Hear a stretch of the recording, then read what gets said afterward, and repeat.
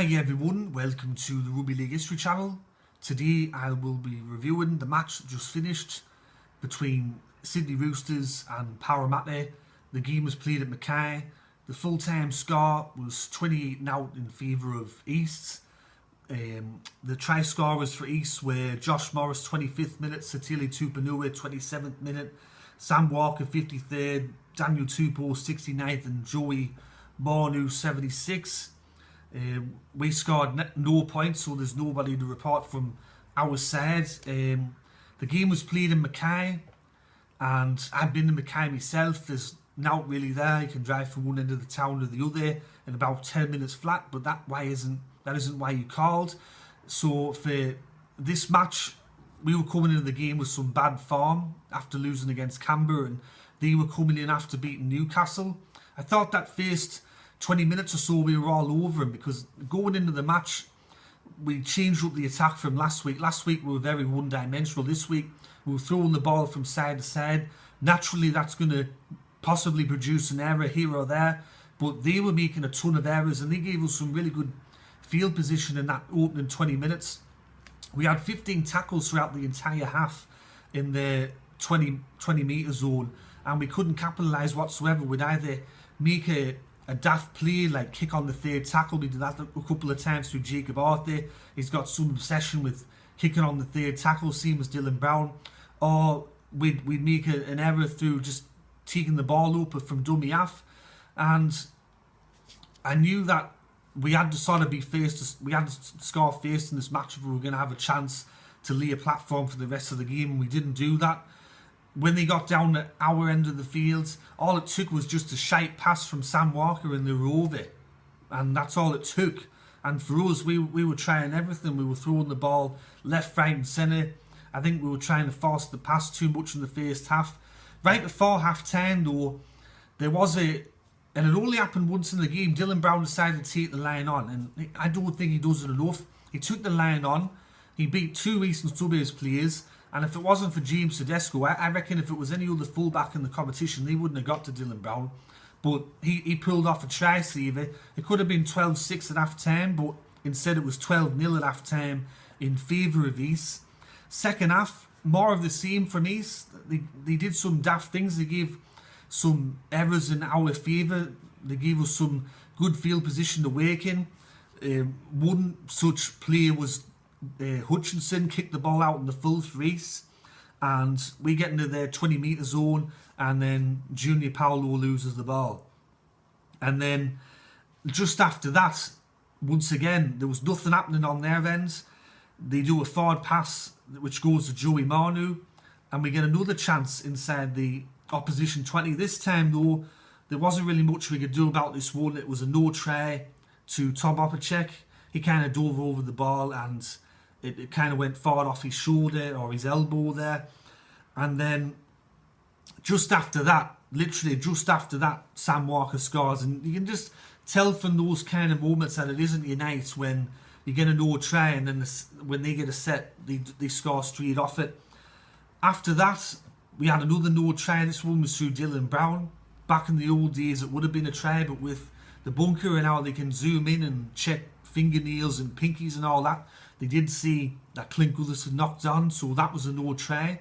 So instead of it potentially being maybe 18-12, it was still 18-0 in favour of East. We also had another moment where there was another play where East were doing out with the ball. They put the ball up in the air and Tom Opacek decides to take someone out for some reason, and Clint Gutherson rightly gave him a fucking spray over that because there was no need for it.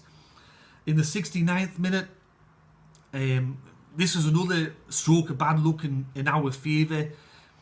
Joey Mornu puts through a kick, it comes off Sivo, and then Sivo kind of touches it once more. They challenge it and they get the challenge successful. I thought that was kind of 50-50. I don't think Sivo played it, but Tupou scores in the corner there. And then another try. This one was kind of under sixes stuff. When the referee blows a penalty, you don't turn your back on the referee, and we did that, and Joey Mornu races through and scores a try. Full-time score was 28-0. looking at some of the players for Parramatta that I thought that did well, I don't think that anyone other than maybe Clint Gutherson can put their hand up and say that they had a good game. I thought Clint Gutherson at the back, once again, was very good. He was solid at the back. I don't think he made a single error for the night except for that pass to Sivo. Everyone else, though, not good. Not good enough. Very, very disappointing. I know that for the second half, we only had 15 men on the field. Regan Campbell-Gillard looks to have done his hamstring. He'll probably be out for a couple of weeks. And Wonga Blake feel his HIA. But I don't think that anyone can put their hand up other than Clint Gutherson and say that they had a good match. Looking at some of the players that I thought that played really poorly, though, Micah Sivo. What the fuck happened to Micah Sivo?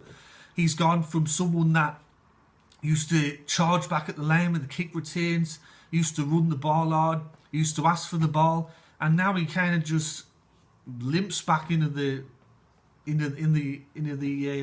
attackers. He kind of runs half-hearted. I don't know if he's carrying an injury. I don't know what the crack is, but he's a shadow of his former self. Tom Apicek had an absolutely fucking shite game. Lost the ball a couple of times, was found out in defence, and he also had that no try, which isn't really his fault, but still, it just caps off a fucking shite game. I thought Junior Paulo wasn't really the same player that he normally is. A couple of the other players out there, they just didn't look up for it, and they just didn't look very good. I think that some of the selections tonight, especially with retaining Brad Arthur, with Brad Arthur retaining his son Jacob Arthur at halfback, there was the wrong move. A lot of Parramatta fans were calling out for Will Smith to go in that halfback role. Will Smith is a much more experienced player than Jacob Arthur. And at this stage of the season, when you need to win matches and when you need to maintain that top 4 position, I think having someone in there with Jacob Arthur's experience, he doesn't have much experience, and he's kind of been thrown in the deep end there. And without Moses, we look so flat in attack. Sometimes Jacob Arthur's not even in the 4th or 5th tackle option. I don't know if he's not calling for the ball or the other players are not communicating him. I'm not too sure what the crack is there. Dylan Brown, once again, he's someone that he's great when he challenges the line, but he only did that once. He did it once and he didn't do it again. I don't know why he didn't do it again. I thought that the players coming off the bench, the ones that did come off the bench, were pretty ineffective. I think this is a mirror image of last year and 2019, where we started great for the first half of the year, and then the second half we go away from what we were doing well, and then we just kind of limp into the finals and get knocked out. Some of the team selections tonight, especially, I thought that Brad Arthur would have kept with Penasini after I thought he had a great game last week against Canberra. I thought he was much better than what Opacek's done this year, even though he's just played the one game. I thought they would have retained him there. I thought that Brad Arthur would have picked Will Smith at halfback, but he decided to go with Jacob Arthur. This game is one of those games where I think if we had better attack, we could have won this match. But because the attack was shite, even though Eastern Suburbs didn't play that great, we just couldn't score any points. And it's another embarrassing loss, losing against Canberra last week and then losing against a side that pretty much has nearly the whole team out. Some of the players in there tonight were from the North Sydney side in the New South Wales Cup, just filling in. And especially with some players like Sam Walker. I don't think Sam Walker was supposed to be playing in the NRL this year. It's only because Carey was out that he's been given a go. And the next few games, it doesn't look good for us. We play against South, Manly, Melbourne, Penrith. I think we're fucked. I think we're fucked, mate. And I'd be even surprised if we beat North Queensland the way that we're playing at the moment. We're going to play finals, but I think as far as doing out else, I think we're fucked. That's pretty much it. So anyway, that's me review of this match tonight between Sydney Roosters and Parramatta. Let me know your thoughts in the comment section below about the game, and who you thought maybe had a shite game for Parramatta and who had a good game, just let me know.